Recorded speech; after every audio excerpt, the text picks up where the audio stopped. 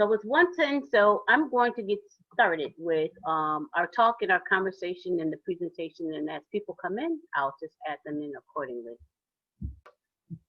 So welcome to today's Herbal Teas Inspired by Family Traditions, brought to you by moi, Ms. Delbra Brown of D.A. Brown Consulting. So VioTea, my grandmother is actually Miss Violetta Van Hoos, and she was born in Bullitt County, Alabama, down in Inverness, Aberfoyle, and Indian Creek area. Her grandfather was named Peter Cope, and he was part Creek Indian. So although her mother died at an early age, she taught my grandmother how to use herbs and remedies to heal wounds and illnesses. These remedies and traditions were passed down to anyone who'd listen over the course of my grandmother's lifetime. Family, friends, acquaintances, everybody. We mean everybody, right? Right, everybody. Okay. So after so many years of compiling her sayings, her jokes, all these herbal remedies, and all these things to do to heal this, I did compile them all in a little lovely book.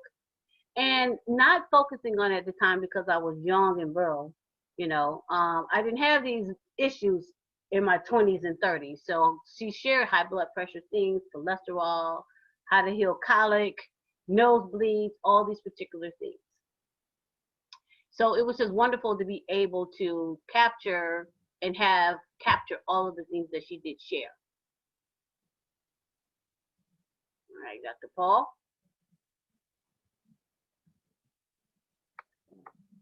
I'm sorry? Yeah, you were gonna just speak about the I was just gonna say, about your mother's tradition, or in general about the herbs for the medical condition? Yeah, the traditions. The traditions being passed out. I mean, I think it's important to realize that. So think of how long that knowledge had been passed on, and that's really common in herbal medicine, that it was passed on in families, in groups of local remedies that work, because being able to fix yourself is a lot cheaper than having someone fix you. So there's something to be said that it's a formula that it's been tried and true. So when people wonder about the efficacy, and efficacy is like whether it works or not and whether it's safe, think of all the people, in your family line that has tried it. Think of all the friends and family. And not only did they not keel over from various side effects, but they also found a great deal of benefit from it. That was the thing that I wanted to make sure that people realize, that there's something that an herbal tradition can give that a more conventional medicine necessarily can't. It doesn't have the length of time of human experience. Modern conventional medicine is the birth is basically the 1920s. So it's 100 years old. This type of medicine is over 8,000. So. Awesome. Okay. So my personal journey was, for years, I was informed that I was pre-diabetic.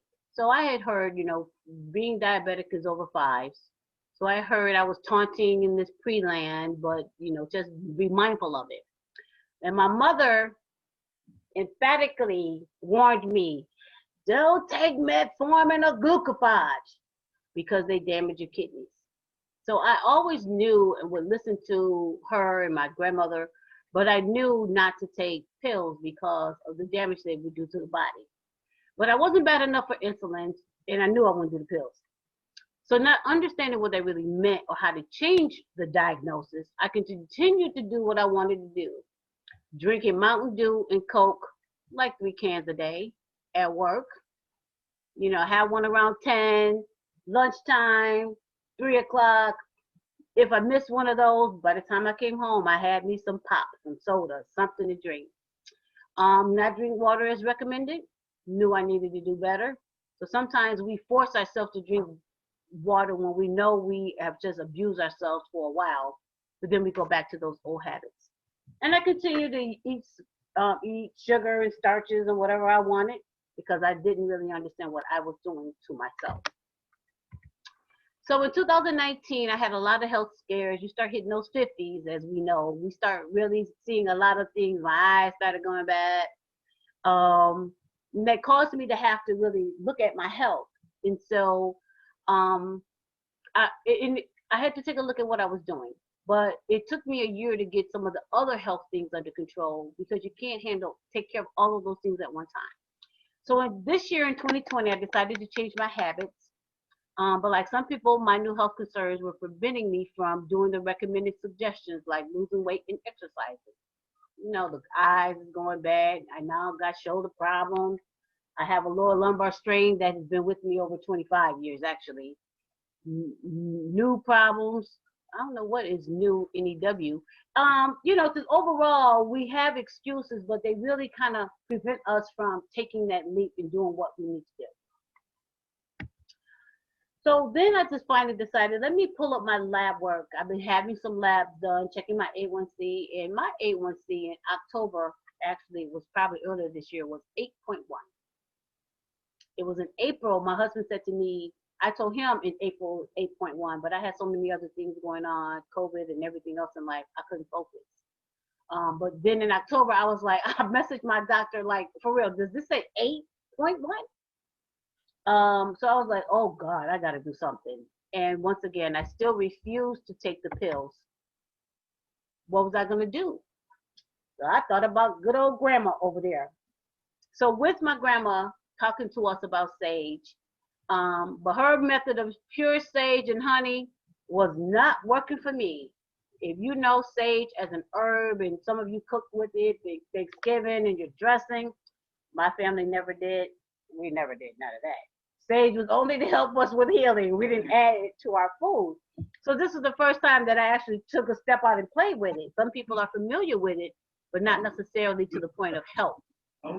So, all right, my participants, can you mute yourself for a quick second?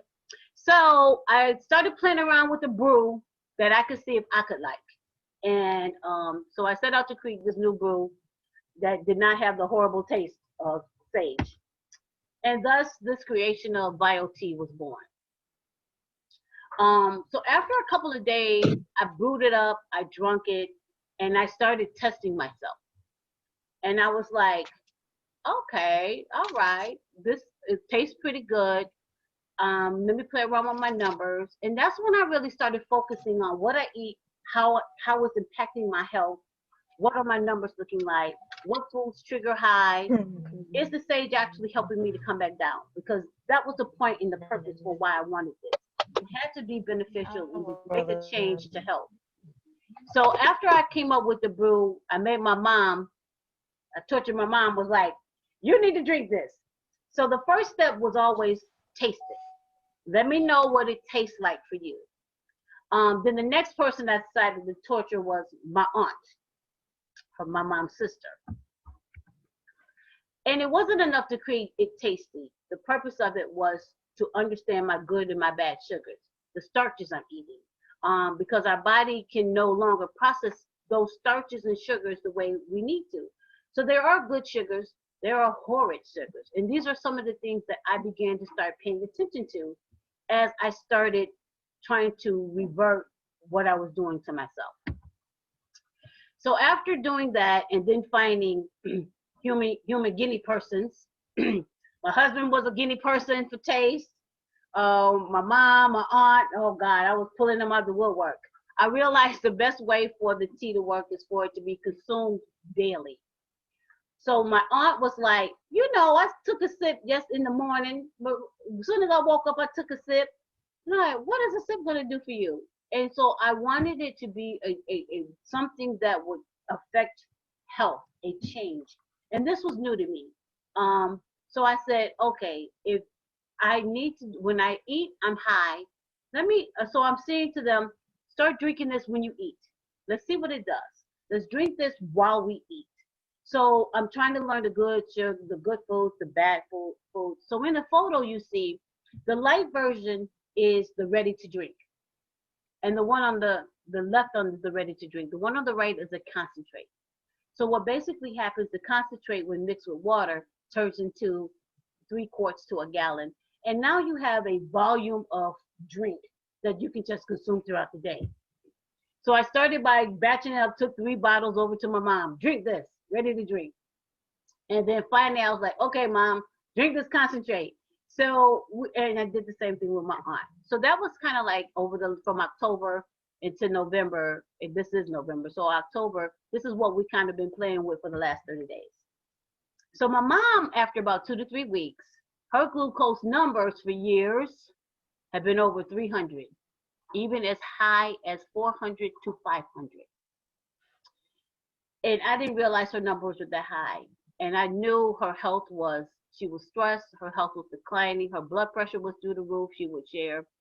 And you just don't know what to do. I know my mom was hard headed, but what do you do to help? So I just had to ensure she would drink the tea. So after 2 weeks of drinking it, she went to her doctors and she did a fasting, and they were shocked. They were like, your number is 125. And she was shocked. And I was wonderfully shocked. And they asked her, what are you doing? And she just said, drinking my daughter's tea. So that was when I knew I definitely had to hit on something, because in just a matter of a couple of weeks, she has her highs and her lows, but she's not high like she was then. And she started. I'm checking 76 to 99. Say that again. 76, the lower 76 to 99. I'm a lot better. So she's a lot better in her 76 and her 79s, but the reason why was she started paying attention. This gave her a supplement, something she could do, and after a while she started really creating a new process, a new way of living. She realized, and she made choices to not drink, not to eat, and when to eat. And I'm gonna let her tell her testimony, because it's important, not just about me and my testimony, but this is my mom. This is my mom. And what are those people they taunt on the news? The what's that little category you're in? She's over 65. I'll be nice. You can tell my age. I'm not ashamed. 73. She's 73. She's that age group that we're most concerned about, and we want to make sure that they're here, but they are headed. So I wanted to be able to share with you some of the nutritional benefits of what's in this tea. So in the tea is basically, the tea is only made of sage, lemon juice, plant-based sugar, which is stevia, and water. That's it. The goal of it was so that I wanted to make sure that it would do the job of what it needed to do. It's not a plant-based sugar though. Stevia that's the sweetness that people are tasting. The stevia, it's made from a leaf. It's a stevia leaf. Okay. And they do an extract of the leaf, and the stevia itself, and this is what I was telling Delbra before, was that it's actually an herbal formula, because so you have the sage officinalis, so that's just common sage. So you have common sage and you have stevia. Stevia also helps with the blood sugar levels as one of its benefits, because the stevia, although we only see it as a sweetener basically in our culture, we have ingredients and they do X, Y, and Z. And, here, that stevia is the sweetener, but it's also, you can think of it as a different herb. It helps decrease blood pressure, and it also helps regulate the blood sugar levels. But it isn't, although it gives a sweet taste, it's not a sugar at all. Okay, awesome. And there's also some studies that use stevia for Lyme disease too. One of the things that many people notice when they drink the tea is how swiftly it helps with the fiber that's in their system. So I think that becomes unexpected of them, that the fiber, it really almost is slightly instant for many people, and they really, especially those that are dealing with irritable bowel, that has really helped them a great deal with that. So now I have about 4 different teas I'm kind of playing around with. So the sage tea is, as I stated, it is definitely helping people to manage their glucose. It's high in fiber. It is curbing appetite because of the lemon juice. It's building their immune system. And speaking with Mr. Paul, he helps me to understand that it is many of these herbs are helping to prevent viruses, and they're antimicrobial. I'm playing around, so I have a ginger cinnamon that I've been testing with some people to see how they would like it. And each of these different herbs are doing different things. The ginger cinnamon does one particular thing where they help with inflammation, and it helps to build your immune system. There's nutmeg and celery that I just recently am realizing that, and there's a drink for erectile dysfunction, and there's an aphrodisiac even for that. So I'm going to be working with something that's tasty in that realm.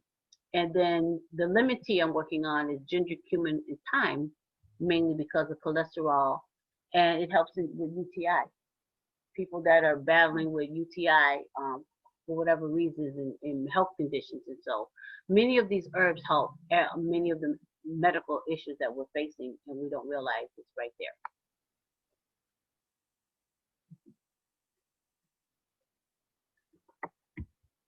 So the overall price of the bottles are just $10 a bottle.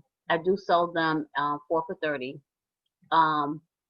They make 3 quarts to a gallon. I do provide a gallon container. I do kind of like sneak Big Red gum in there because I didn't realize my numbers were kind of low, but I didn't eat breakfast, and I ate a piece of gum on my way to the doctor, and I came back home and I was like 96. And I was like, what did I do between leaving home and going to the doctor? I ate Big Red gum.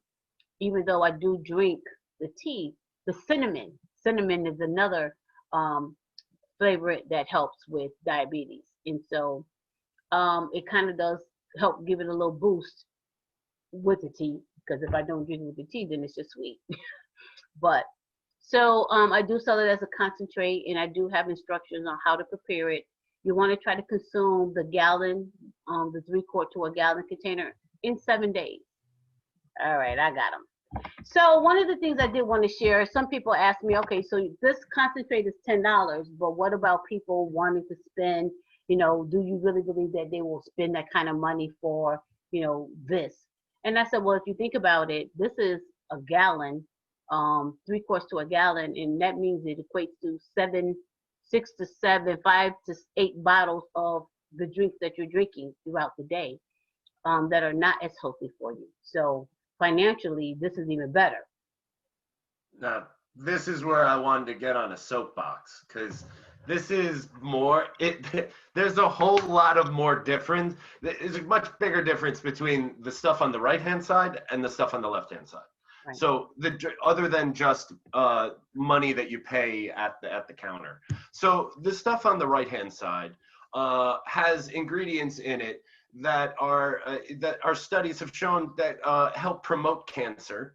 They help promote mutagenesis, which is creations of mutations in the cells. The sugar versions of those things will give you diabetes. The caffeine that's in Mountain Dew, Pepsi, and Coca-Cola comes from, so I'll give you a little, short little aside. When I was going through school, I worked as a barista out in Seattle. And so you get to learn about a whole bunch of stuff, what they do with coffee. So how you make decaf coffee cheaply is you take methylene chloride, which is an industrial solvent, and you soak the coffee beans in the industrial solvent. Then the solvent now has the caffeine in it. The caffeine-laden solvent is sold to soft drink companies, and now you have the methylene chloride-coated coffee beans, which are then sold as decaf coffee to people. So all the caffeine that are in those drinks are basically extracted from industrial floor cleaner. So you're getting a whole bunch of stuff that are going to create health issues for that price. And then on the left, you have the stuff that the sage, which helps with cancer. You have the stevia and the sage which helps with the blood sugar levels. And so, like, to me, it drives me crazy that people don't see the stuff on the left is going to help you with your health, and it's an investment. The stuff on the right is basically digging a health pit that you are going to put yourself into. And you have to realize that the sugar that are in those drinks, sugar in general, is addicting. In Chinese medicine, anything that changes the mind is addicting, and sugar is absolutely addicting. So you have, again, the stuff on the right is addicting, and the stuff on the left is not. So I'll get off my soapbox now. Oh, absolutely awesome. And if any of you have any questions that you want to ask of Mr. Paul, myself, just overall health-related questions regarding herbs, please add that to the chat. We want to make sure that we give you that opportunity to do that. I value your time and wanting to spend this learning, having this conversation, but I want to make sure that this is beneficial for you definitely as well. So so I do have a website. My website is VioTea. That's where that site. I'm now door dashing it. My Cash App. But I want to spend some time to be able to allow Mr. Paul. So his background, I had this snipped from the internet somewhere. Alternative medicine services, consultation using traditional Chinese medicine, personalized herbal formulas, diet, lifestyle adjustment, and meditation instruction. So he is New York State National Board Certified Acupuncturist, bringing 23 years of experience in herbs, diet, lifestyle, acupuncture, and meditation to solve complex medical issues in a holistic manner. So he definitely does services on telehealth, online, and he's definitely available. So I am so awesome. I'm so grateful to have connected with you via referral of a friend. But I wanted to give you the opportunity to just overall share the benefits of herbs with medications and people's health. Sure, sure. First, I'll just a little bit about myself. So I first started learning about acupuncture. So let me go back a little bit. So I finished my undergrad degree at Sarah for about a year and a half. I went off to Thailand, where I was a Buddhist monk on the Cambodian-Laotian border. And it was there where I started learning about herbs and went off to Seattle, Washington, where I got my formal training, the advanced degree in acupuncture and traditional Chinese medicine. And that was now almost 24 years ago. So most of my adult life, I have been using herbs and acupuncture in treating patients. This is how I have, raised a family and spent my life. So I know this stuff intimately. I understand herbs. I actually want to, here, let me show you. So in Chinese medicine, this is the materia medica of Chinese medicine. So those are all the herbs in Chinese medicine. There are thousands and thousands of them. And so what you have in Chinese medicine that you don't necessarily have in Western medicine, and this is why Western medicine lost a lot when they kind of threw the baby out with the bathwater, when they stopped kind of using herbs. Where you have in Chinese medicine, you have 2,500, 3,000 years of these kind of family traditions where you have, say, an herb, like, for example, with Delbra's, the sage tea. So you have something that's used for, say, a couple of generations. But now you also have, like in the materia medica, you have 3,000 years of families who have used things, and you tend to find, categories. Certain herbs work well with other things. Certain herbs in combination go well with other, for certain ailments. So it's a complex and really beautiful kind of system medicine. So when Delbra asked me to kind of talk about herbs and the herbs that are in the tea that she makes, I was more than happy to, because this stuff is interesting and fun to me. It also drives me a little crazy about how it's been sidelined over by big pharma. And it's not even so much that that herbs got attention and then they attacked it. It's that they've sidelined it and made it almost so it doesn't even matter. People don't even think about using herbs. They're told, no, look at the advertisement on TV. Ask your doctor about this medication, which may make your left toe fall off, give you tinnitus and migraines, even though it'll help you with a stuffed nose. But don't touch herbs because they're scary. So that was one thing I wanted to talk about herbs in general. The thing I was talking about was that herbs are more broad spectrum. And one thing that struck me when Delbra showed me her product was the fact that it's an herbal formula. So it's not just sage that's the active ingredient. The sage has a lot of benefits. And I was showing a study that I had found on Google Scholar, which is a great resource, by the way. It's scholar.google.com. And you can type in any kind of supplement you're looking for, and it'll just bring up the scientific studies. And some of them are gobbledygook, but in general, don't get, when you're looking at a study, you can read the abstract, which is like the first paragraph. And that usually is in the most common kind of vocabulary and kind of easy to understand. You don't have to go into the graphs and the rest of it. But anyway, I was showing, I sent her a link to the study because it showed, I believe it was like 6 or 7 different things that sage does. So it does help with diabetes, but it is also has strong anti-cancer effects, and that's part of its anti-mutagenic effects. It's also, it has very strong antioxidant abilities. It's been used traditionally in Western herbal medicine as an antimicrobial and an antiviral. So that's been, you'll see it in some of these things called like the 4 Thieves, and there's another one like that, some other kind of gypsy tea or something, flutes. And sage is along there with garlic, but that would make a gross tea. So, but with the stevia, what I was saying before with the stevia that was in it, it kind of creates a herbal formula. So the stevia, which is a leaf, is working not only as the sweetener, but it does, like I said before, it has a really strong effects on lowering blood pressure. It is used in some studies for Lyme disease, which is a very difficult thing to treat. That's the tick-borne disease, if you're not familiar with it. And then it also, I did find a study where it shows also stevia helps with tooth decay too. So now one thing you have to realize with herbs is that it's dose dependent. It's the same thing with medicinals. So in general, whenever you think of like medications or even herbs, as you increase the dose, you increase the chances of side effects. Different things have different toxicity, which means that how, you can take a whole lot, you can eat a lot of celery and it's not going to do a whole lot to you. But if you eat a whole lot of something else, I'm blanking on Carrot. I don't know why I use celery. I should have used, but anyway, you can use different things have different toxicity. So some things you can eat a lot of and some things you can't, but everything has a toxicity level.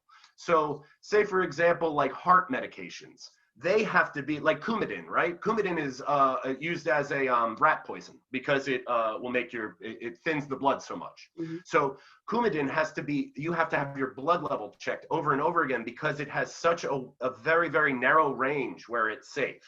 So that's one kind of medicinal. Now it has a fantastically strong effect, don't get me wrong. And that stuff has saved countless lives. But it's just, I'm trying to explain like how to understand herbs as a medicinal. So when you have something extracted, you have it very, very strong. So of course, then you can't take as much. And then of course, it depends on what the substance is. So sage, has a really, really low toxicity level. I couldn't actually find a study that they tried to find the toxicity level of sage because the amount that you would have to consume, you'd get sick on eating it before you'd get sick on whatever it did to you. So it's like in Chinese medicine, certain herbs are classified as basically safer than others. So the less side effects, the higher the rank it is, basically. And so sage is one of those herbs that is very dose dependent. So like it doesn't do anything if you're using it just in culinary doses. So if you're just using like a teaspoon on stuff, it isn't going to have any kind of health benefits. But if you're using, say, a tablespoon or 2 tablespoons of it at a serving, then you're starting to get into the medicinal range, which is what this drink has. It has both the medicinal range of the stevia, because you can see that it's the second ingredient on the label. So that means it's the second most in there. So the stevia is at a medicinal dose, and so is the sage. And the two kind of help work together with each other. And with herbal formulas, you try to have herbs do kind of match with each other. So that's another difference between medicines and herbs. Herbs oftentimes do several different things at the same time. And it's kind of weird for people to kind of wrap their head around if they're used to medications, because medications almost never do two things well.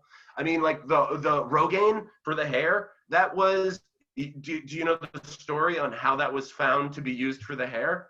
Yeah, it's a heart medication. For real, you can Google this. So it's a heart medication, but when they were doing the study, people got their hair growth back. So it's a really bad heart medication, but it works awesome for hair. But so usually with medications, they're either doing one thing or they're doing another. With herbs, you often have a broad spectrum of effects. And then it depends on the dose, and it depends on what kind of herbs it's kind of combined with. Kind of like signals that it tells the body. It's different. It's reinforcement of certain stimuli. So you can have, in general, you can have in herbal formulas, you can have where one herb helps another do its property. So when you combine two things, you can either have them help each other, you can have them do nothing together, they do things separately, or you can have them create a third kind of substance.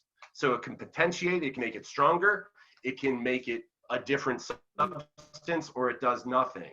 So with herbal formulas, like with this drink, what you have is two herbs that have overlapping kind of benefits. So they both kind of overlap with the benefit of helping with the A1C numbers. But then you also have these other secondary benefits where they kind of strengthen each other. So where stevia also helps with blood pressure, that isn't necessarily one of sage's main things. Although interestingly enough, a species of sage, the Chinese use one species of sage, not this type of sage, but a different type of sage, and they use the root, and the root is used for heart medication. Oh, not heart med. Shouldn't say medication because that'll do. It's heart medicinal, used in cardiac formulas.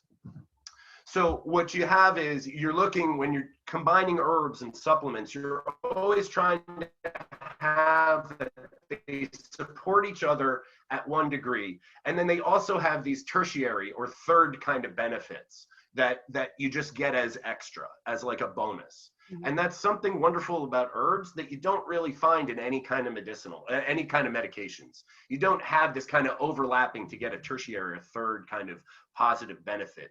Usually when you combine two medications, it's, oh God, what are we possibly kind of side effect are we going to create? Because who knows? Whereas herbs, you're dealing with things that are far less toxic for the most part. I mean, you have to really search for toxic herbs. You have to be looking for them. Most of the over-the-counter herbal formulas you're going to find, the toxicity for any of those are really, really low. And a general rule of thumb is listen to your body. And what I like with working with diabetes, and as I was, Delbra and I were talking about this before, is it's kind of like when you work with asthma patients. So you don't stop your medications. I never tell patients to stop their medications. So you keep taking your medications. When you start something new, it's always good to tell your doctor, just so they're kept in the loop. One of the main things you're looking for in a good physician is communication. But communication is both ways. I mean, you can't expect the doctor to communicate really well if you're holding all your cards to your chest. And you should have a physician that you should be, because you're paying the physician, you should have the physician that you can be like, hey, I'm taking this. This is what I want to take. I want to let you know. If you have any like, oh God, don't do that, I would love to hear that. And also, what is your basis of that opinion? Because remember, it's a conversation. You don't necessarily want someone who just tells you what is. Ask them why. And one little trick I'll always say is, if you want to make sure that your physician doesn't leave the room after 2 minutes of talking to you, bring a little notepad with any questions you have. When they see that you have a notepad, they know they're not going anywhere until that notepad is done. So they'll sit down and answer your questions more. But again, so I always recommend communication, super, super important, because some medications do interact with herbs.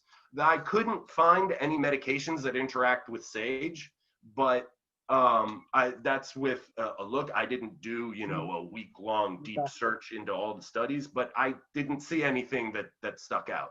Still, that being said, tell your doctor, let them know. And also, they should be interested to see whether this low-cost, super easy kind of modality, whether it helps, because their job, they should feel happy that you have to take less medication. They should feel good that you're feeling better and healthier.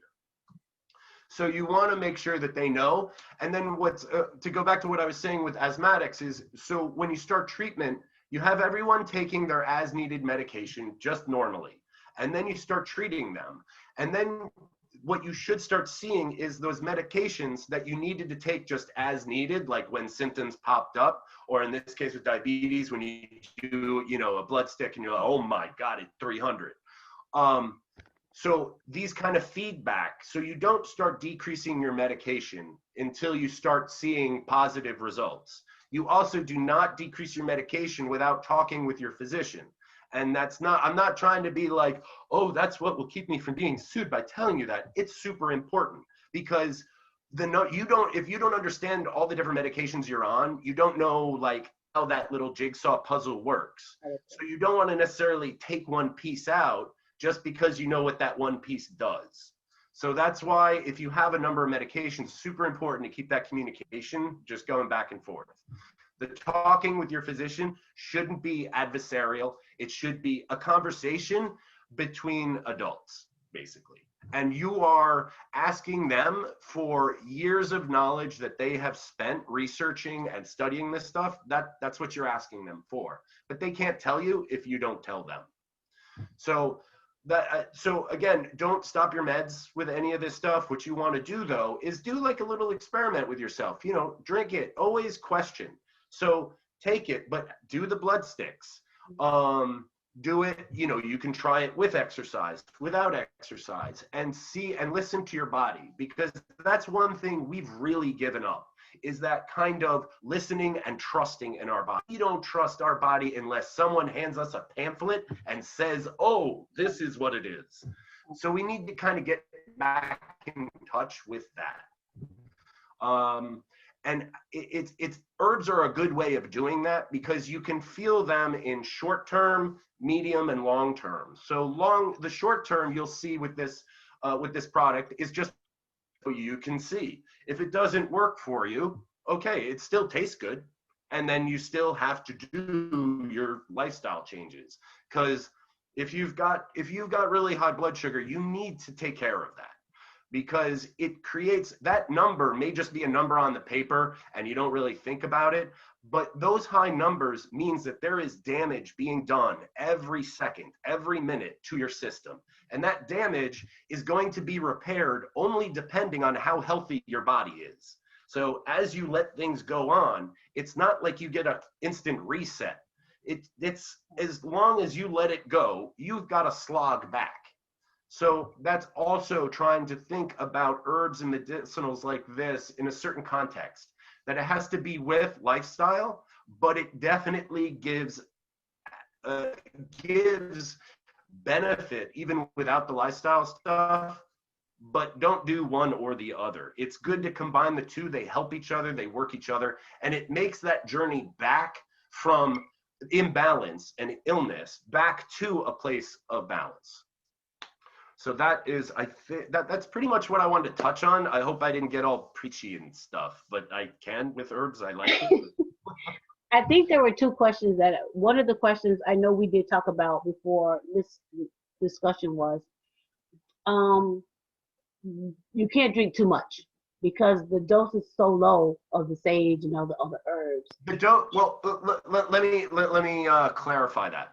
So the dose is high enough to create an effect, which you've already seen. You've done the little micro study, and you have numbers to back it up. And everyone can do the little micro studies on their own. You know, studies of their family. Say, you know, just a study of one, and just see how it works with you. So the dose is high enough to have a therapeutic effect.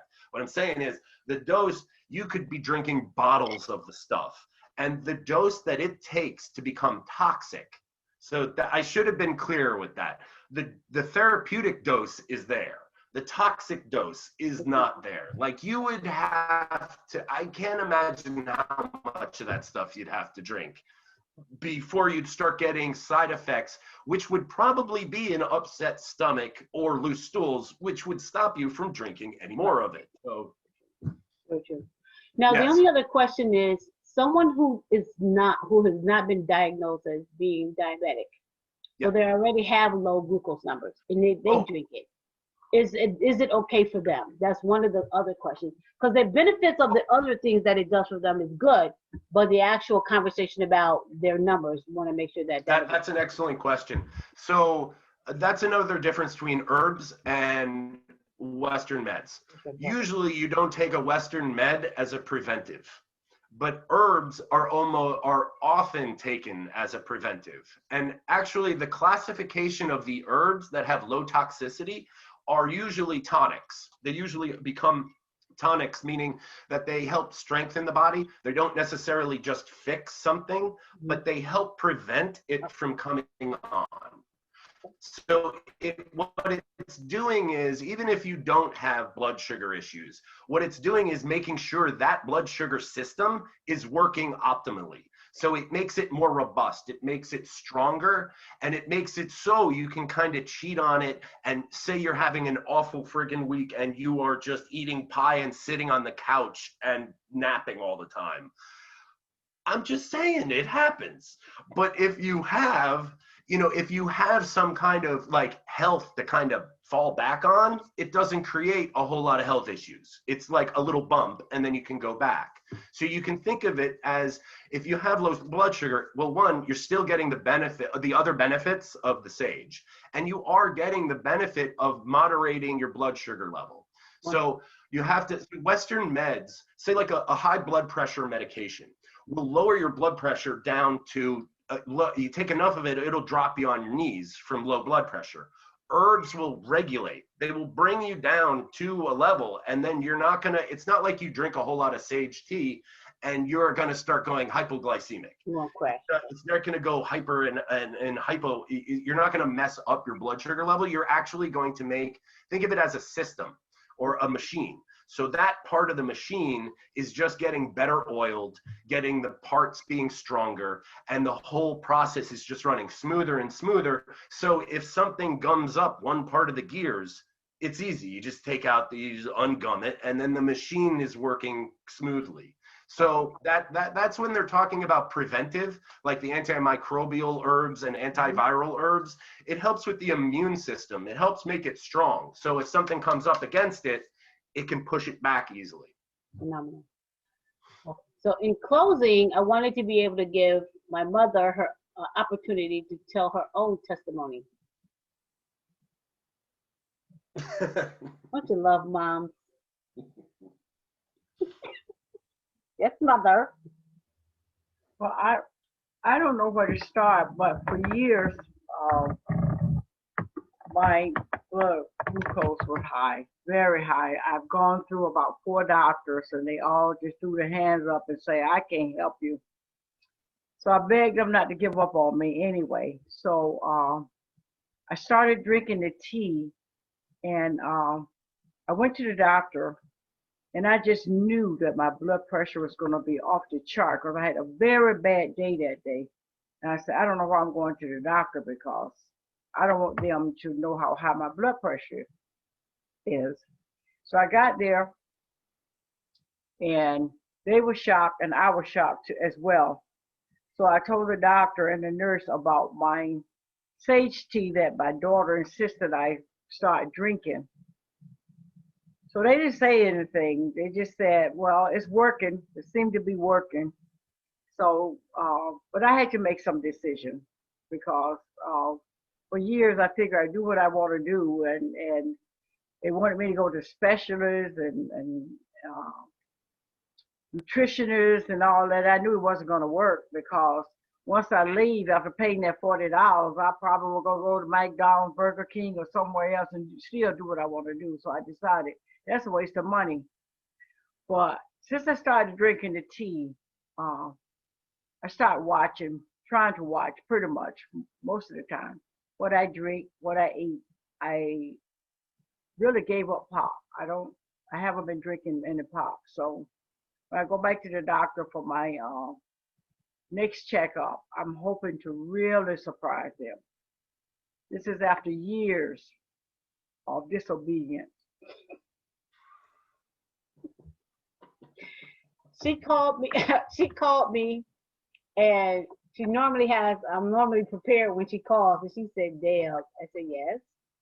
I don't know what this. I don't know how to say this, but I went to my doctor, and he said my number was 125, and she was in shock. I could tell she was in shock. So they did explain that because she had been so high, and it became her baseline, that being low was an adjustment that she was going to have to get used to.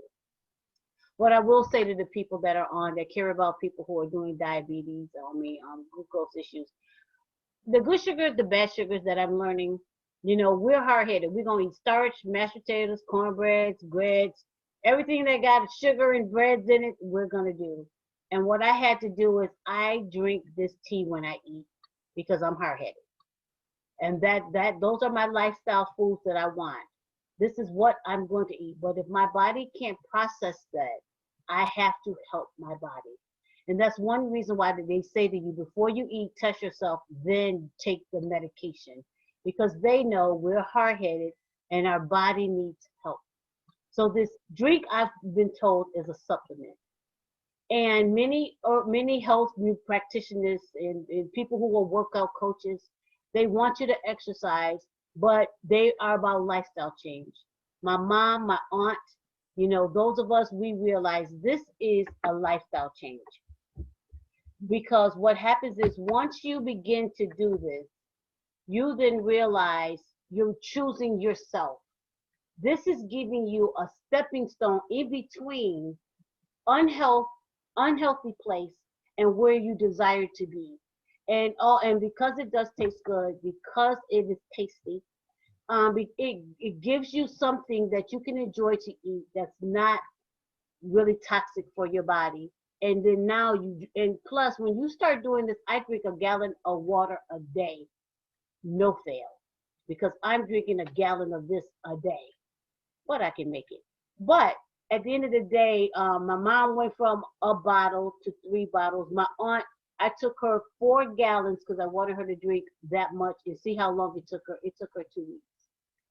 My aunt now is investing in this. Every 2 weeks she gets 4 bottles, and basically she has changed her lifestyle. She stopped drinking Diet Pepsi, and that was her drug of choice. So I just encourage you all, check out the website. Thank you so much, Mr. Paul, for sharing that. And I am going to try to share maybe in a couple weeks a conversation about other health issues and herbal remedies and more drinks that I'm going to be trying to come up with, because we need a lifestyle change and we need a crutch. So I'm thank you all for coming. Thank you all for being here. Share the website. I apologize to those who couldn't get in. I will do better next time. So thank you so much. If you have any other comments or any other questions, please hit me up. Somebody, Everline, thank you on your PE78. Thank you all so much. Message me, hit me up. Please share if you found this helpful, even if you say, I'm not drinking her tea. If there was something you learned in this and it helped you, then you go tell the people in your life, because at the end of the day, this is what this has to be about. And I thank you all for being here. So see you soon, maybe in 2 weeks, maybe later on when you message me you want my tea. All right, bye-bye.